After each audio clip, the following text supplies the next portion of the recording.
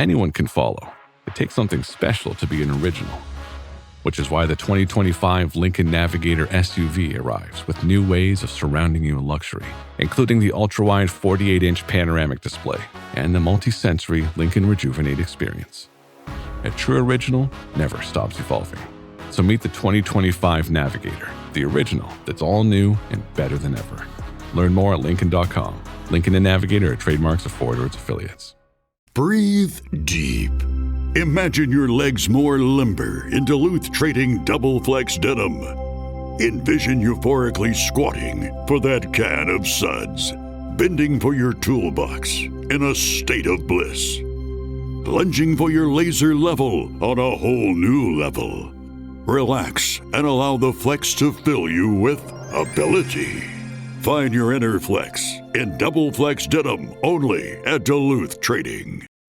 Let the Record Show with Judge Richard Weinberg, Suffolk County Republican Committee Chairman Jesse Garcia, and essayist and commentator Eric Levine on the Red Apple Podcast Network.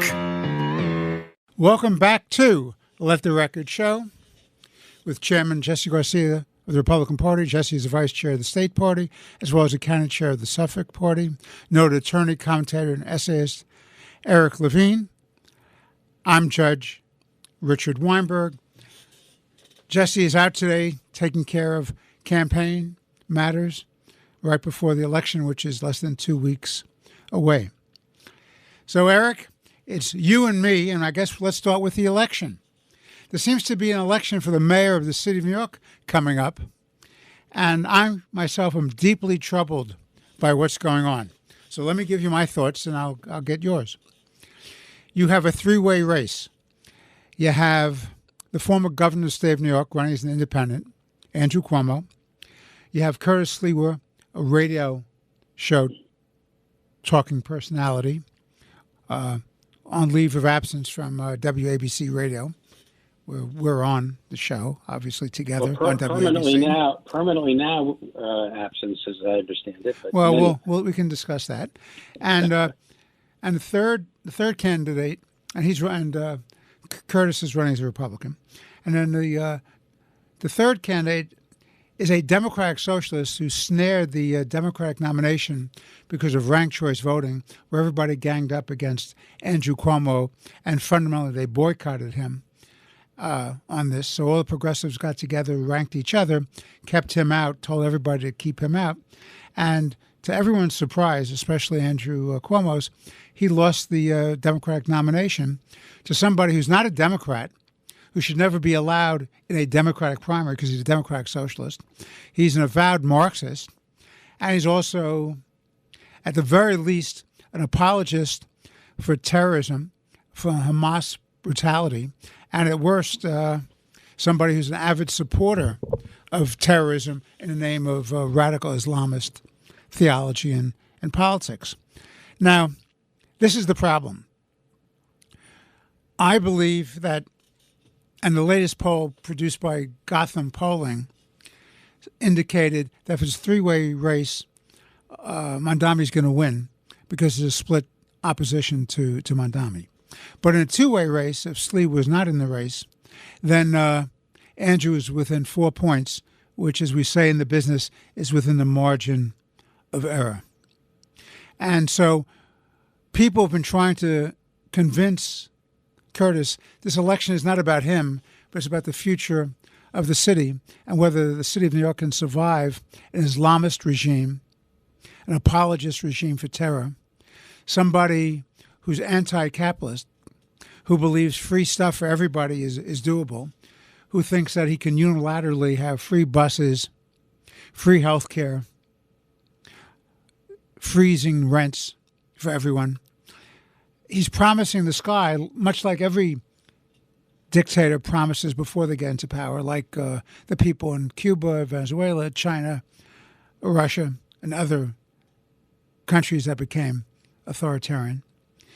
So I'm deeply troubled about the future of New York City. And the other big problem, and we've been talking about this on Katz and Cosby a lot, and I did the election coverage with a debate last week and again last night, deeply troubled. This could be a national phenomenon. If this kid is successful, an unqualified kid who has no business running for the office, let alone holding the office of the most difficult job in the United States other than being president, if that can actually happen, this could be a trend nationwide of young radicals taking over the reins of city government. So, Eric, what are your thoughts? Well, much along the lines of what you think. It's a very serious problem. It's a very dangerous situation. Zohar Mamdani is indeed a very dangerous human being. The way I would assess last night's debate is that Andrew Cuomo had a much better performance.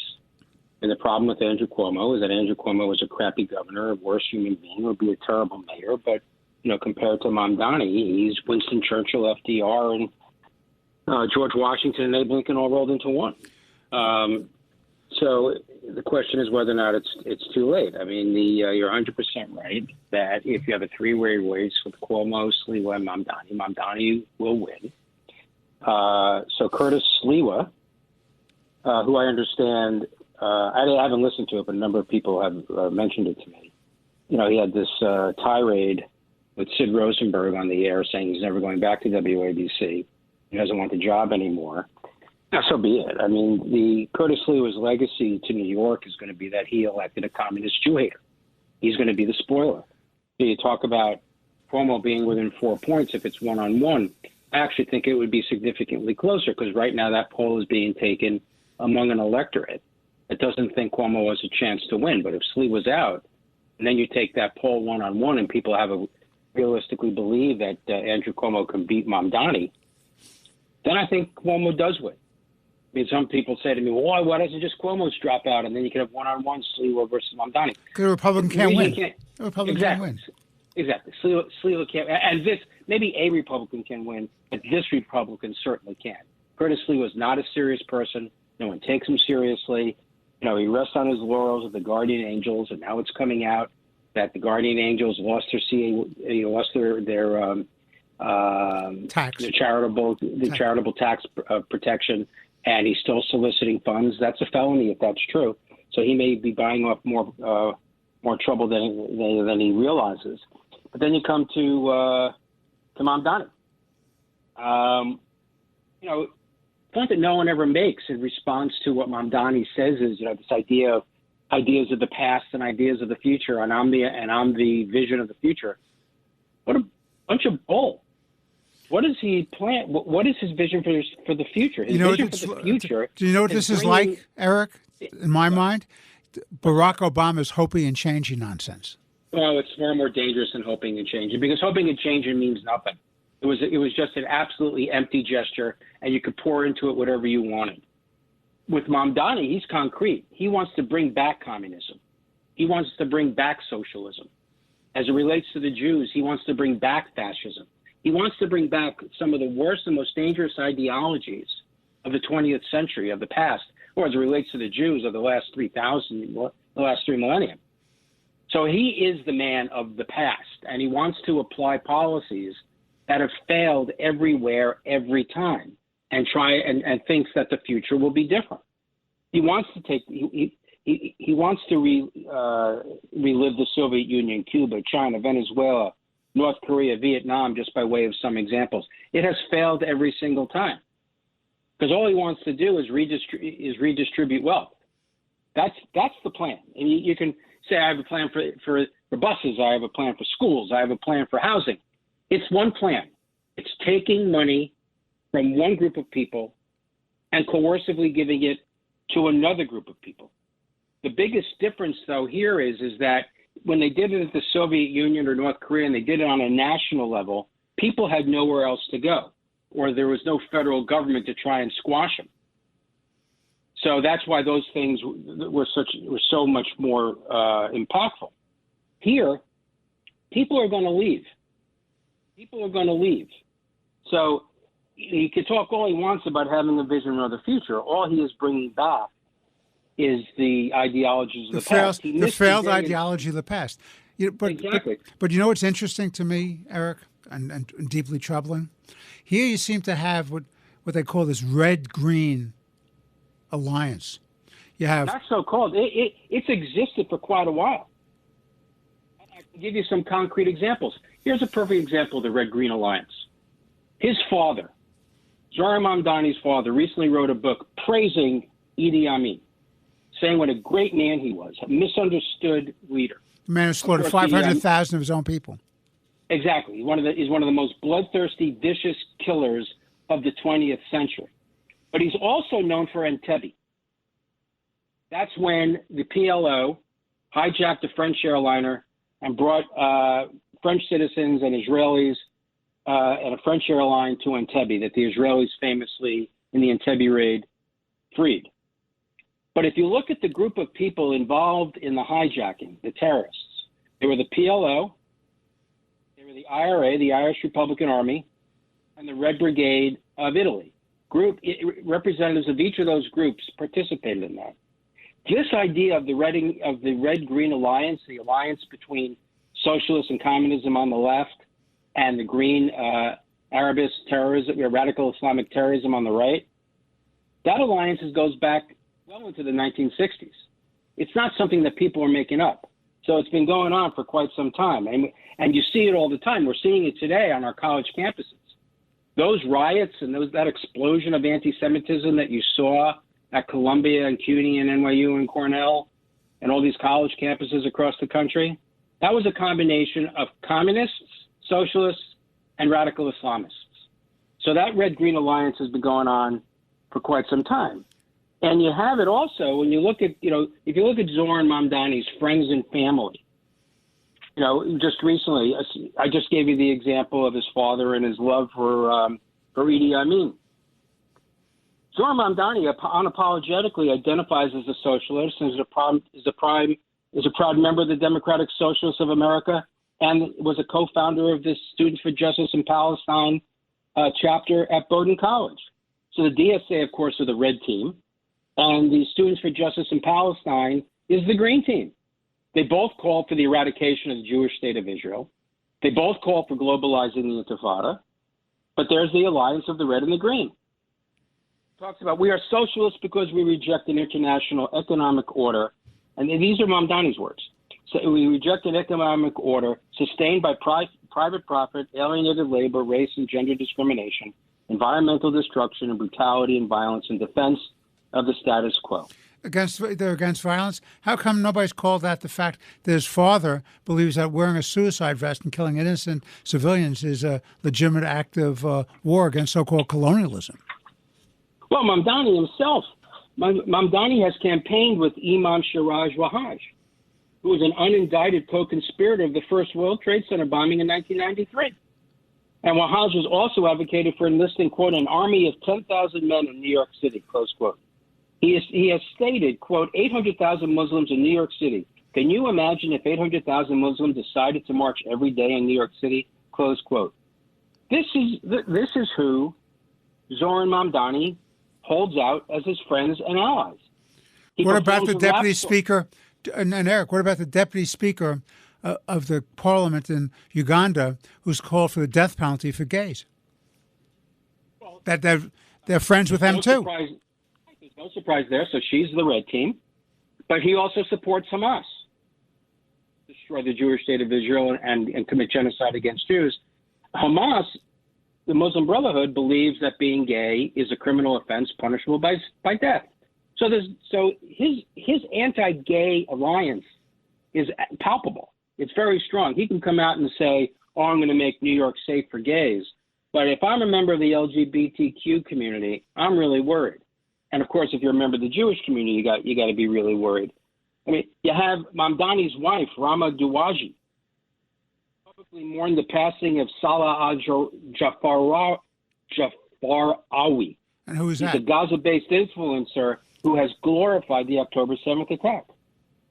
I mean, so this list of cretins goes on and on and on, but it demonstrates your point that there is this close alliance between communism, socialism on one side, and radical Islamic terrorism, the Red-Green Alliance. So when I was talking about, so he wants to bring back communism, which has failed everywhere, and he also wants to bring back, anti-Semitism.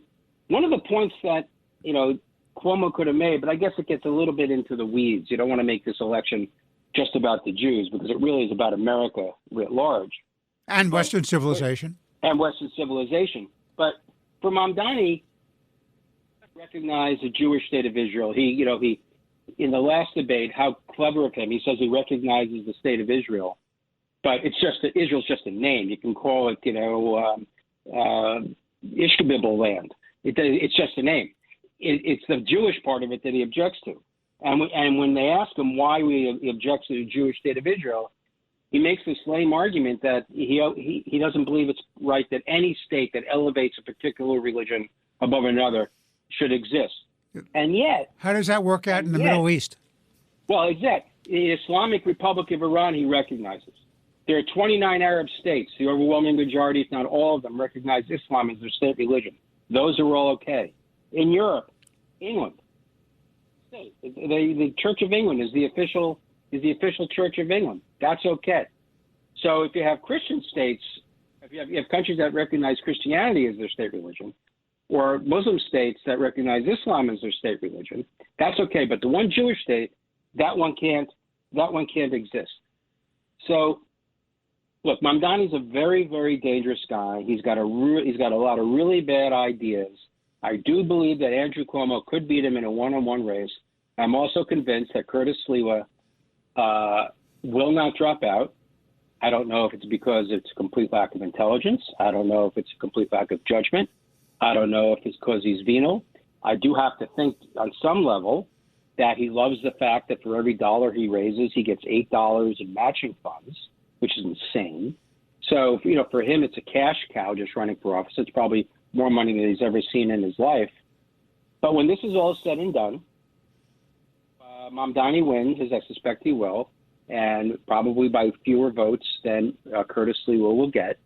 Curtis Sliwa will have successfully elected a man who's going to destroy New York City, and that will be his legacy. Congratulations, Curtis.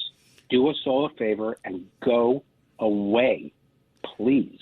Well, I just want to make one comment, and we can pick up on this when we come back because we have to take a break. I want you to give me your thoughts about the failure of the Democratic Party in this whole mayoral process, as well as, by the way, the failure of the Republican Party in this whole mayoral process. This is Let the Record Show. Chairman Jesse Garcia, the Republican Party, is out working for the election coming up in the next couple of weeks. With me is noted attorney, commentator, and essayist, our co-host, Eric Levine. We'll be back in a moment. Please stay with us for more important and interesting conversation. Let the Record Show with Judge Richard Weinberg, Suffolk County Republican Committee Chairman Jesse Garcia, and essayist and commentator Eric Levine on the Red Apple Podcast Network.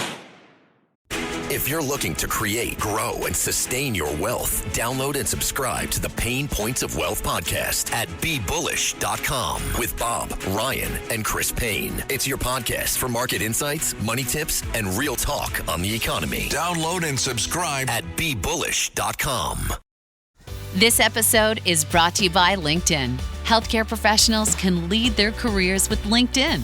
Discover jobs by specialty, preferred shifts, and even desired salary. From mental health therapists to radiology technicians, it's now faster and easier for healthcare professionals to find the right fit. Learn more at linkedin.com/healthcare. Side effects may include faster job placement, improved work-life balance, and increased career satisfaction.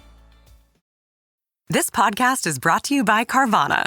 Carvana lets you buy your next car on your terms. Explore a massive inventory online, filter for what matters, and find your perfect match. Then choose delivery to your home or pick it up at one of Carvana's iconic car vending machines. Every car also comes with a 7-day money-back guarantee, so you can make sure it's the right fit. Buy your car on Carvana. Delivery or pickup fees may apply. Limitations and exclusions may apply. See our 7-day return policy at Carvana.com. Carvana.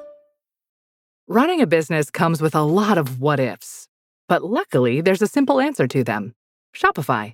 It's the commerce platform behind millions of businesses, including Thrive Cosmetics and Momofuku. And it'll help you with everything you need. From website design and marketing to boosting sales and expanding operations, Shopify can get the job done and make your dream a reality. Turn those what-ifs into Sign up for your $1 per month trial at shopify.com/special offer. Let the Record Show with Judge Richard Weinberg, Suffolk County Republican Committee Chairman Jesse Garcia, and essayist and commentator Eric Levine on the Red Apple Podcast Network. Welcome back to Let the Record Show. Chairman Jesse Garcia, the Republican Party, is off doing electioneering for the upcoming election in 2 weeks. I am with Eric Levine, our co-host, noted commentator, essayist, and attorney. I'm Judge Richard Weinberg. At the break, I wanted to raise two issues with you, Eric. I think there's been a colossal failure in this mayoral election of the Democratic Party. I think there's been a colossal failure of the Republican Party. The Democratic Party has allowed itself to be taken over by Democratic socialists, radicals, who have no commitment to the true Democratic Party, the party of Jack Kennedy and Scoop Jackson and Hubert Humphrey. That's not the party. It reminds me of the line that Reagan said when he left the Democratic Party. I didn't leave my party left me. What happened here is the party has been taken over by Democratic socialists, and the so-called establishment Democrats have fallen into line. They're terrified of primary fights and campaigns against them, and are just allowing these people to take them off the cliff to make this a really socialist party. So if they want to be socialists, call themselves a Democratic Socialist Party, stay the hell out of the Democratic Party. And I think they've been totally irresponsible. They're like lemmings going over the cliff.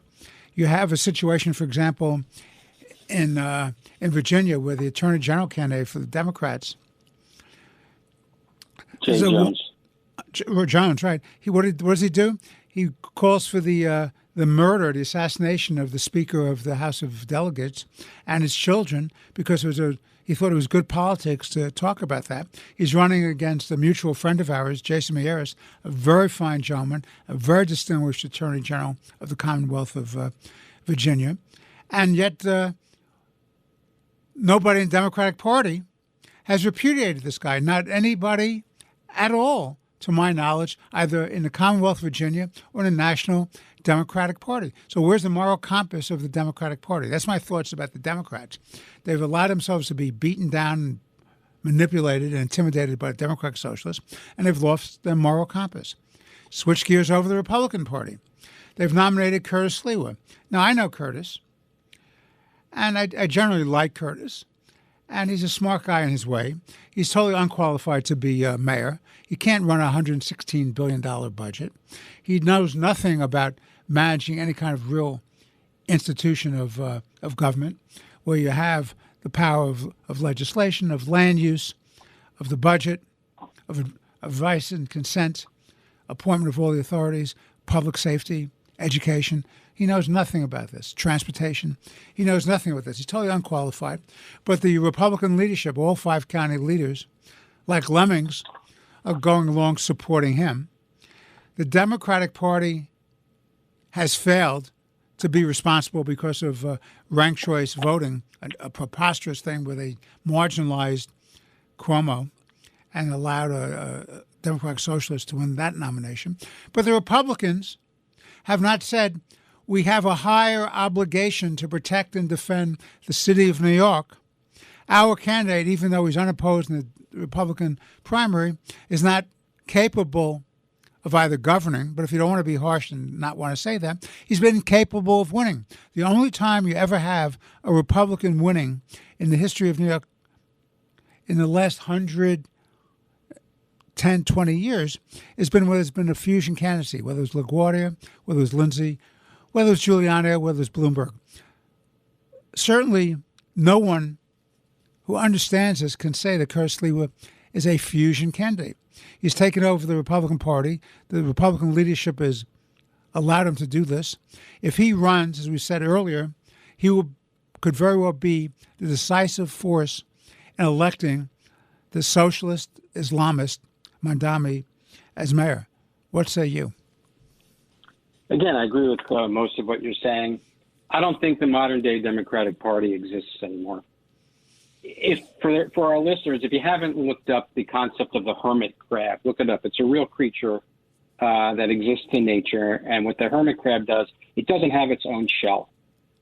So it either kills a creature that has a shell and crawls in and takes over the shell, or it finds some empty shell from a dead animal and crawls in there. The Democratic Party is the dead shell, and the DSA, the Democratic Socialists of America, are the hermit crab. That's who they have enveloped themselves in the Democratic Party in the shell, but its ideology is radical left. And this all began in 2016 when Bernie Sanders ran for president. They stupidly allowed, he was not a Democrat. He's never been a Democrat. Never been a Democrat. He was a socialist.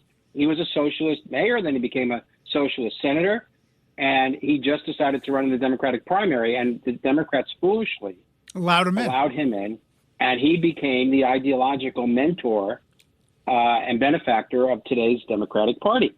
And that was the beginning of the end of today's Democratic Party, and we just see it drifting further and further and further left. And that's why when someone like Zohran Mamdani stands up, and to folks like you and me and most New Yorkers and most Americans, we're repulsed by the concept. In the Democratic Party, he's embraced because that's where the party is. They are socialists.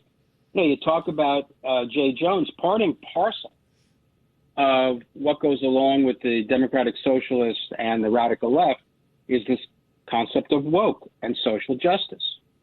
Now, let's be clear. We've talked about social justice in the past and DEI, and we haven't really, I haven't done a particularly good job in defining exactly why it's so dangerous.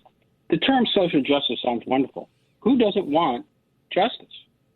But in America, what we want, of course, is equal justice. Everybody has the same opportunities. You start from the same place, and to the extent that that's not going on, and it's the government's role to make sure and enforce the laws that everybody has the same opportunities, the equal opportunities. What social justice is a guaranteed equal result, irrespective of who you are, how hard you try, what you do, you are going to get the same result. That's equity. One is the equal justice is the American model. The social justice is the Soviet model. So that's it's all about redistribution. It's all about redistribution. Exactly. It is coercive redistribution. That's what social justice is. So it sounds beautiful, but it's really quite insidious.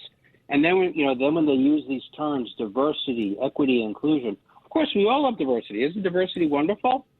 But the problem is for Democrats, or for the country in particular, diversity doesn't mean diversity in all ways. It means diversity in everything but thought. As long as you agree with us, as long as you think like we do, you can be black, you can be white, you can be gay, you can be straight, but you must agree with us on everything. There's no diversity of thought permitted. Equity, that's really the concept of the social justice, the guaranteed equal results as opposed to the guaranteed equal opportunity. And inclusion. Who doesn't want to be included? Isn't that great? Except, what we learned of sorry? I would say except who's included. Exactly. You can only be included if you agree with us or if you're one of us. And the perfect example of that is look at the explosion of anti-Semitism on college campuses and in cities across the country after October 7th. It didn't matter if a Jew agreed with you. A Jew was excluded because they were not one of us. But at a minimum, you have to first agree with us to be included. And if you're Jewish, it doesn't even matter if you agree with us, you're excluded. But that is what at its root core, that is what woke is. That is what the DSA stands for. So when you fast forward to your example about Jay Jones, which is 100% right, you think to yourself, how could the Democrats possibly continue to endorse a candidate that advocated for killing his opponent and the guy's children, particularly in this political climate where you have people trying to kill the president and so much violence going on? The answer is Jay Jones is an African American. And the Democrats are scared witless of ever being accused of being racist. So they have to toe the party line. They will never, ever speak out against an African American because they're afraid, at least on the left, of being accused of being bigots. But the one place you can be a bigot, and as we see it every day in the DSA and the Democratic Party, It's okay to hate Jews. In fact, to be a member of the DSA, or at least a rising relevant member of the Democratic Party and the DSA, you must be anti-Semitic. You must be anti-Semitic. You look even at the people who are running for president now, guys like Pritzker and Newsom. Even they are distancing themselves from Israel. You have 20 U.S. senators, Democratic senators, voting to embargo weapons to Israel while they're fighting for its life, while the country's fighting for its existence. So these are litmus tests. Yet you can't criticize a member of a oppressed community in their view. And the Jewish community is not, by definition, they're the oppressor, not the oppressed. Because in their bizarro world, which is divided into oppressors and oppressed, so if you attack them on a college campus, they are not deserving of being protected because oppressors deserve what they get. Israel, of course, is a Jewish state. Therefore, it's an oppressor state. Now, just to stop for a second, don't tell these people this well-guarded secret. A majority of Israelis are minority members. They are from African and Arab countries.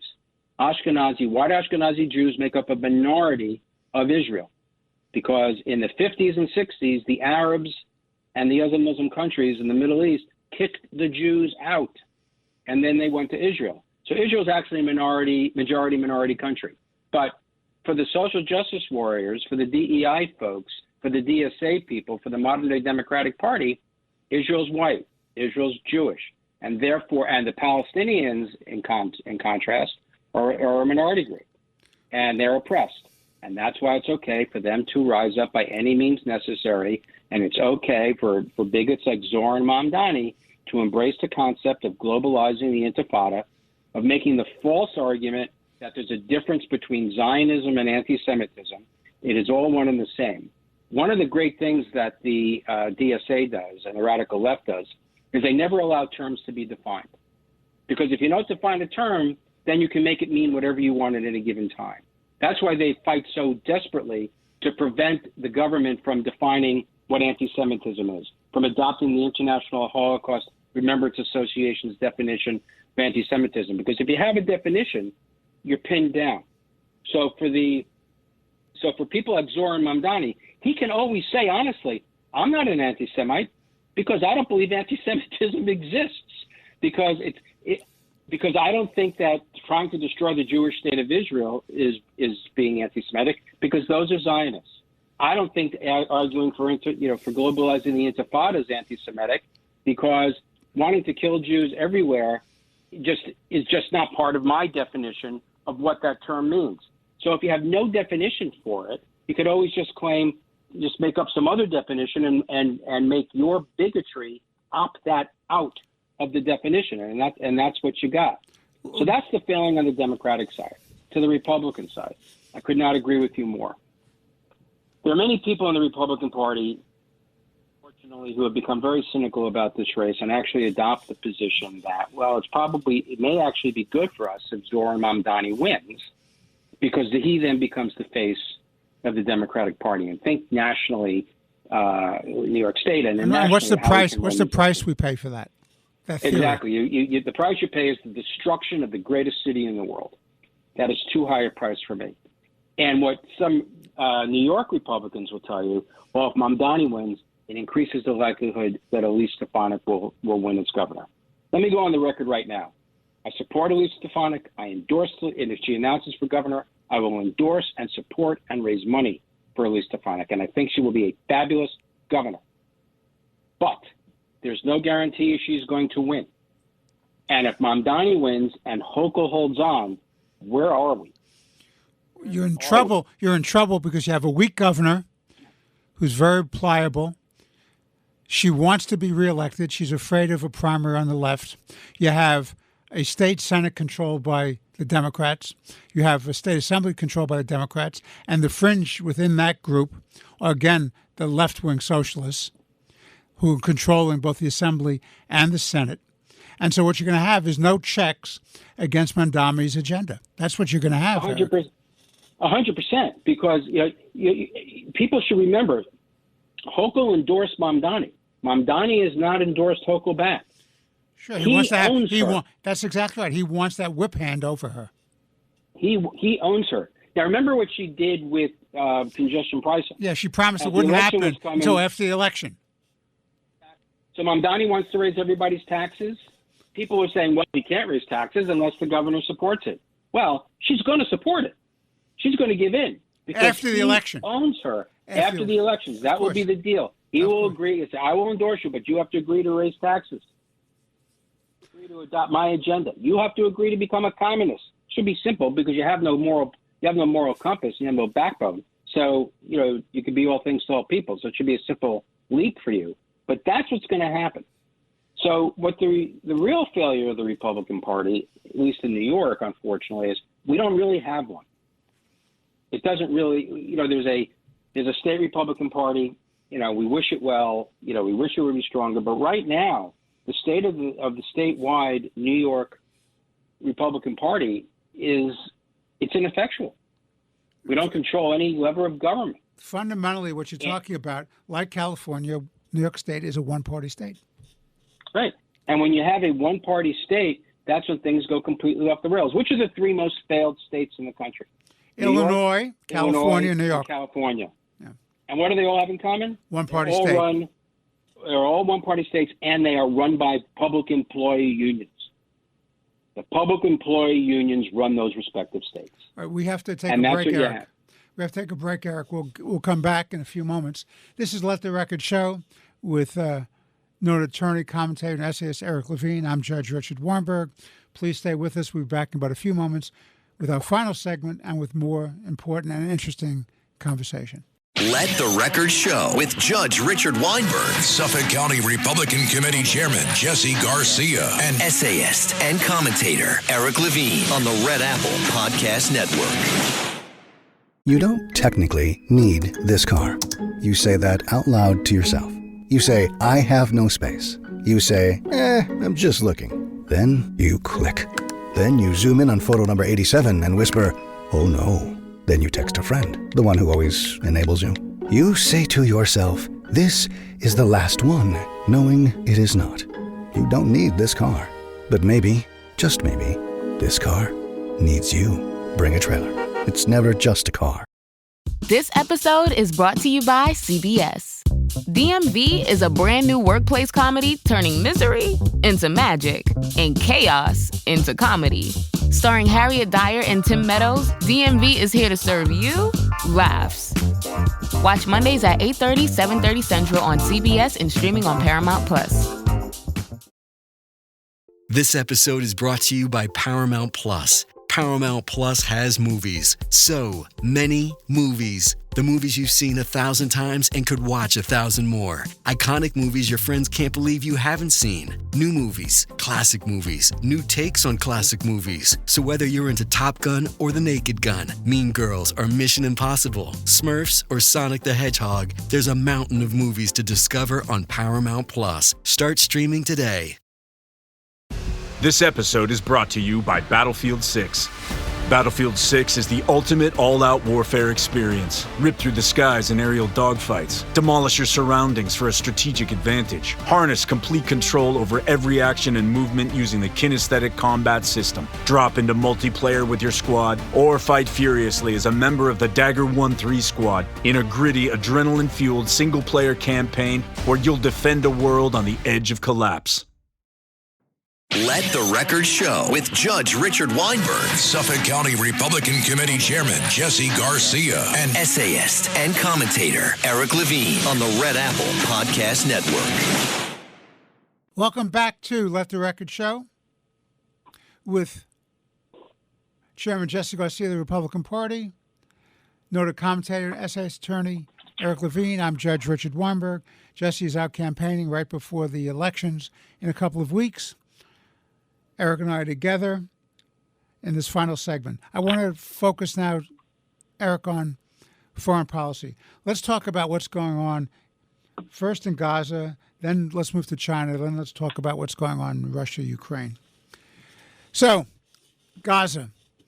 Trump just had his victory lap, talking about how everything was going to be swell, peace in our time, a whole new Middle East. This is my problem. I'm not a big fan of taking victory laps until you really have a victory. I'm not a fan of overpromising because then you have a problem of raised expectations.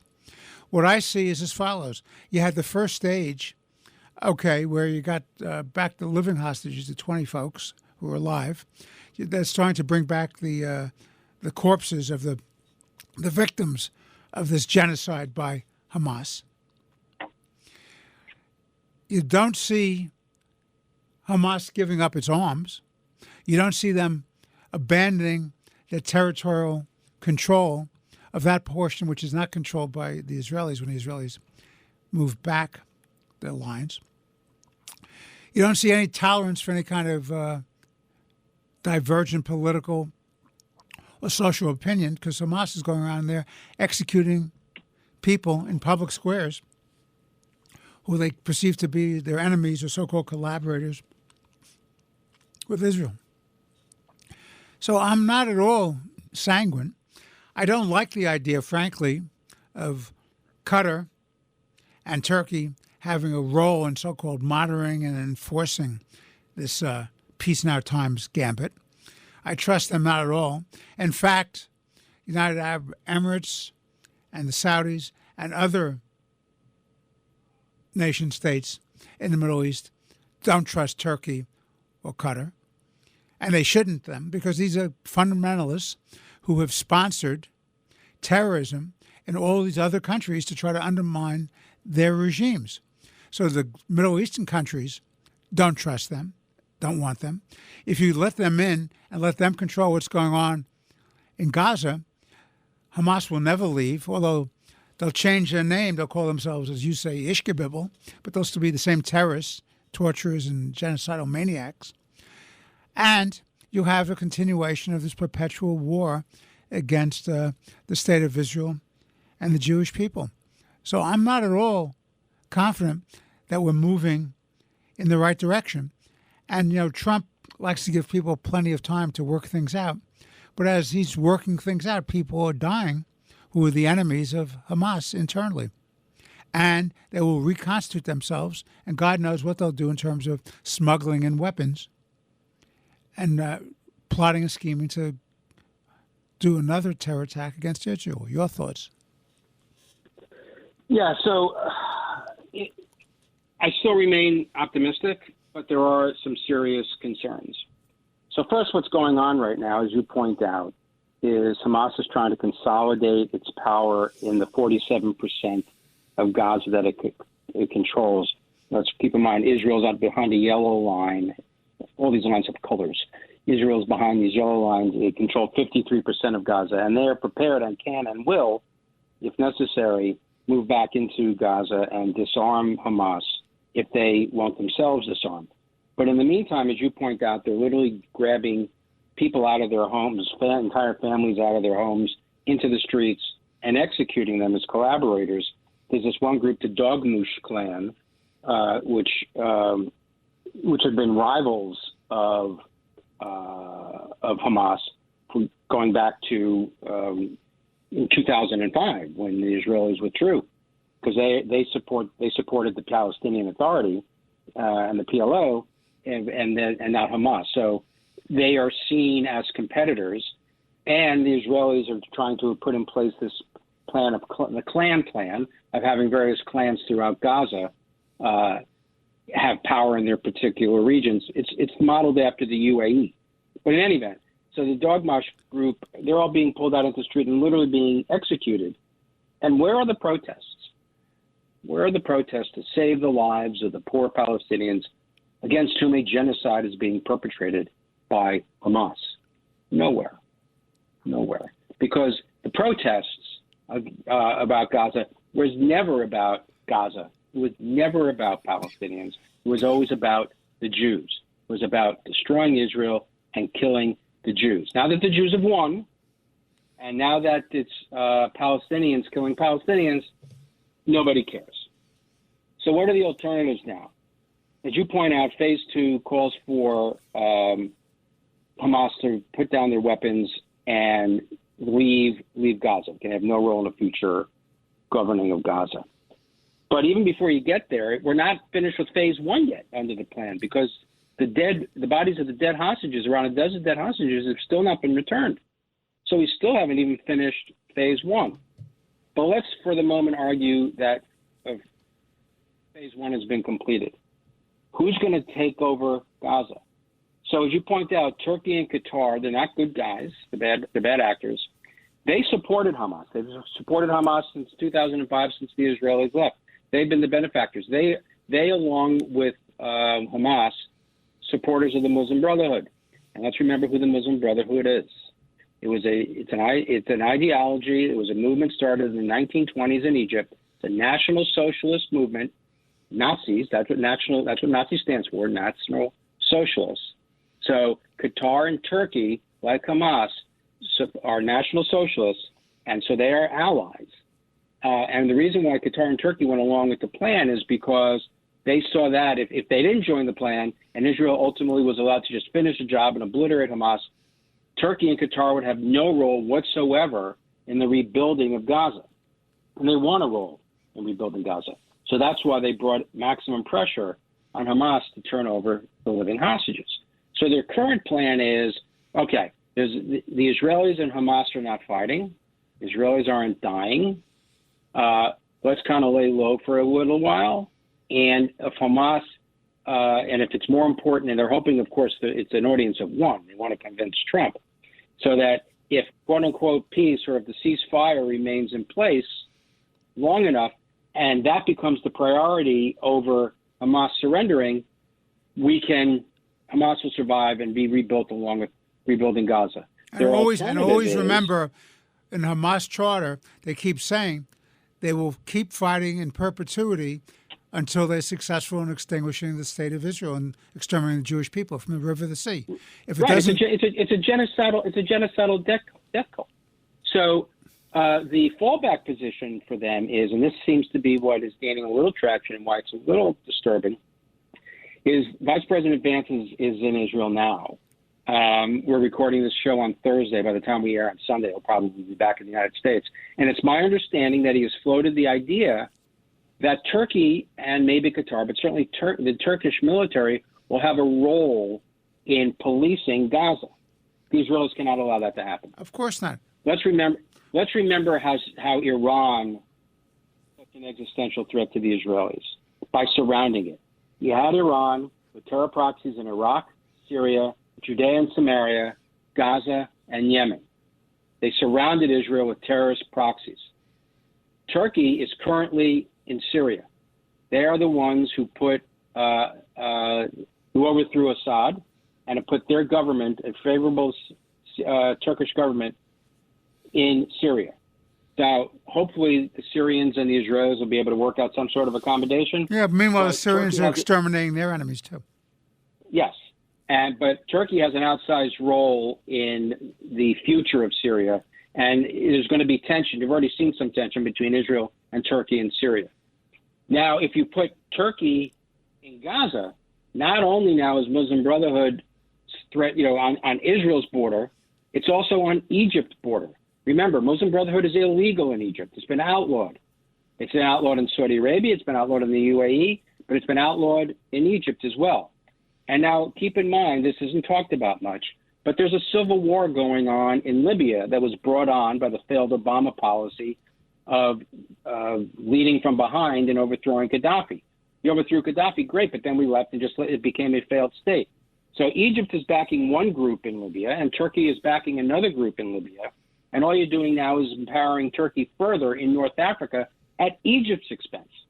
The powers we want in Gaza are the UAE and Saudi Arabia. We want them to be the ones to take the lead in policing the day-to-day and rebuilding and re-educating Palestinians. Because until you have a de-radicalization of the population, which is a generational change, which only can come about if you change the educational system, you're never going to get true peace between the Palestinians and the Israelis in whatever form that happens to take. But that's a prerequisite. And that's why we want the UAE and Saudi Arabia in there. The other point is that if you have Turkey and Qatar in there, the UAE, Saudi Arabia, are not going to invest in the rebuilding of Gaza because Muslim Brotherhood is an existential threat to them as well. If before October 7th, you were to ask the UAE government and the Saudi government, what are your two greatest threats? Iran would be number two. Muslim Brotherhood would be number one. So it makes no sense to be giving life to empowering the two most powerful Muslim Brotherhood countries in the region. I agree. We should be empowering the UAE and Saudi Arabia. And which is one of my problems with President Trump. He's so hung up on the transaction of making a deal that he's not looking beyond the immediate problem. The immediate problem is you got to get Hamas out. And you don't get Hamas out with Turkey and Qatar in there because they were their bankrollers. They support them every which way possible. They supported them with propaganda, with arms, with intelligence, with technological assets. They are the worst. You cannot allow that to happen. And yet Trump doesn't seem to understand that they are a great threat to the rest of the region. Very fair to Donald Trump, and he deserves absolutely the benefit of the doubt because to this point his performance has been spectacular in my judgment. Let's remember before the Israelis attacked Iran in the 12-day war, and before we bombed with the Israelis the Iranian nuclear facilities, everybody was saying, "Oh, look at Donald Trump! He's restraining Netanyahu. He's putting pressure on Netanyahu. There's distance between the United States and Netanyahu." That was all a ruse. We were joined at the hip, the United States and Israel. We were joined at the hip. And Trump has said, as recently as within this week, that Hamas must lay down their arms, and they can do it the easy way or the hard way. So the jury's out. It's hard sometimes to know exactly where Donald Trump is until the very last move on the chessboard, because sometimes you think that he's going one way and he goes the other way. So I would like to think, Trump has gotten it almost all right, completely right, up until this point. So I want to give him the benefit of the doubt, and that the Israelis will be allowed to do what is envisioned under the 20-point plan, which is if Hamas does not lay down their weapons, that the Israelis will go in there and they will finish the job, which to me is actually the best result, because the only way to ensure that Hamas does not come back into power is to kill them. That's really the only solution. Just like you had to kill the Nazis, just like you had to kill Imperial Japan, that's the only way to stop them. All right, Eric, we have 5 minutes left. I want to switch gears.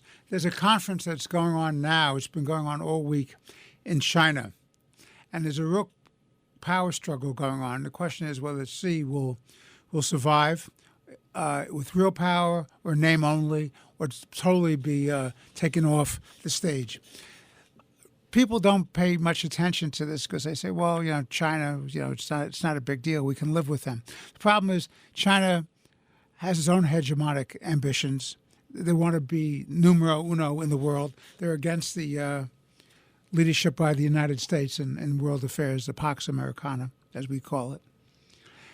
And we're dependent on them for pharmaceutical components, for medical supplies, rare earths. It's a very big problem. And they've been moving their tentacles all over the world, in Africa and in Asia and in Latin America. They are a real problem. Taiwan could be attacked at any time, depending on what's going on. I don't know who's going to win the power struggle, whether Xi survives, or they put constraints on him, or they totally remove him from the stage. And I'm not necessarily saying that if he gets removed, you're not going to have people who are not even more militarily ambitious and interested in the hegemony of the Chinese regime. What are your thoughts? Yeah, it's very difficult to know when you have such closed societies as to exactly what's going on. Obviously, the purging of these, I think it was 5 or 6 generals, is very significant. I am not well-versed enough to be able to articulate to you what exactly the complete significance of that was. Were these pro-Xi generals? Was it Xi who was purging them, or was it some other group that was purging them? But I think the general consensus is, amongst American intelligence, as I understand it, is irrespective of who's leading China, it's not a matter of if, but when it invades Taiwan. And so what does that mean? If they invade Taiwan, what does that mean, Eric? Yeah, it could be World War III. But that's why, as things currently stand, I think that's the calculus. But I think the only reason, one of the main reasons that is where we are, is because the American military is currently not prepared. It's just currently we don't have enough ships, we don't have enough munitions, we don't have enough airplanes, we don't have enough soldiers, we don't have enough Marines, we don't have enough of everything. Just take, for example, some of the weaponry that we would like to give, the Tomahawks that we want to give to Ukraine. We can't give them all the Tomahawks they need, or all the Tomahawks we'd like to give them, because we won't have enough. We need it. We won't have enough. We need to be rebuilding our military in more along the lines of what Ronald Reagan did when he became president than what we're doing now. Yeah, we're putting in more and more money, but remember, there's inflation. Weapons are more expensive. There are just more things we need to do. We need to put ourselves in a position where China has to think to itself that if we attack Taiwan, we will lose. We could lose, but we will lose, and that has to be the differential between how strong we are now and where we are now. Part of the problem is we have to overcome some very serious hurdles. Remember, when Joe Biden became president, the first thing he did was catastrophically surrender in Afghanistan. Then the next thing he did was to get back into the nuclear deal with Iran and appeased Iran. Then he talked to Putin about a minor incursion. And then he was always $1 short and a day late in delivering weapons. And he always talked about de-escalation. There was always, America completely lost its deterrence effect. That's right. And that's why the attack on the Iranian nuclear facility was so critical. Eric, we have to wind down. I'll just conclude this week's session, but I agree with you. I think it was Reagan who famously said, if you want peace, you have to prepare for war. Now, whether others said that before him and others have said that after him, but the fact that our good friend Senator Cotton has said that, the fact of the matter is you have to have a ready, willing, and able defense system to protect our national interests. And when you weaken that and you spend money on other frivolous programs and you don't prepare to defend our national interests and the interests of Western civilization and the Pax Americana, you're in serious trouble. This has been Let the Record Show. Chairman Jesse Garcia will be back with us again next week. We've been with Eric Levine, our co-host, noted commentator, attorney, and essayist. I'm Judge Richard Weinberg. We want to thank you for listening. We look forward to being with you next week. And once again, as always, we say, God bless you, God bless your families, and God bless America.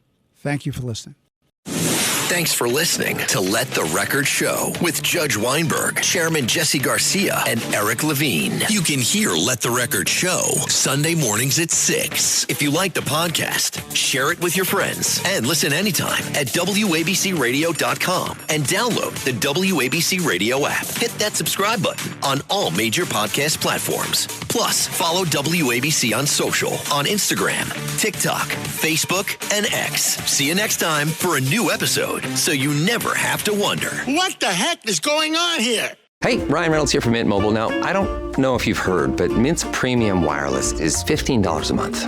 But I'd like to offer one other perk. We have no stores. That means no small talk. Crazy weather we're having. No, it's not. It's just weather. It is an introvert's dream. Give it a try at mintmobile.com/switch. Upfront payment of $45 for 3-month plan, $15 per month equivalent required. New customer offer first 3 months only. Then full price plan options available. Taxes and fees extra. See mintmobile.com.